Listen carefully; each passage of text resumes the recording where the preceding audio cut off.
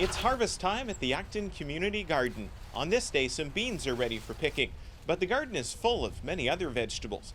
There are peas, cauliflower, tomatoes, okra, spinach, and many herbs planted in 20 beds. Volunteers meet on Wednesday nights through the growing season to maintain the garden. As many as 15 regularly give their time, but there are some the director of the program calls ghost volunteers as well.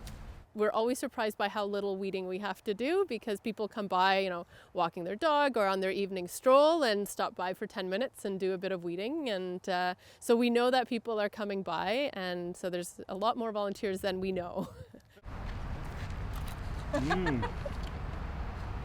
That's awesome. The garden also presents an opportunity for families to teach children and encourage them to try new foods with the Little Hands in the Garden program. It's really nice for the kids to come have a chance to explore. I do generally have some sort of a scavenger hunt or something just to sort of guide their exploration.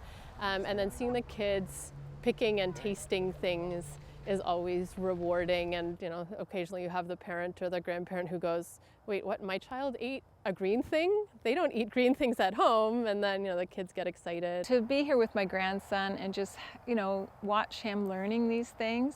And then Ellen guided him through the garden, tasting tomatoes and peas and beans.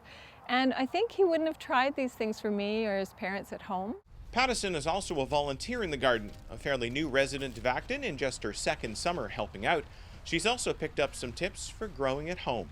One of the other volunteers has brought beans and peppers, and I had never grown either, thinking they took up too much space. But he's taught us to grow vertically. As you can see here in the garden, everything is going up in the sky, so I've taken that on. This truly is a community space open for anyone to pop by and pick some fresh vegetables, but also providing a way for those who tend the garden to help others.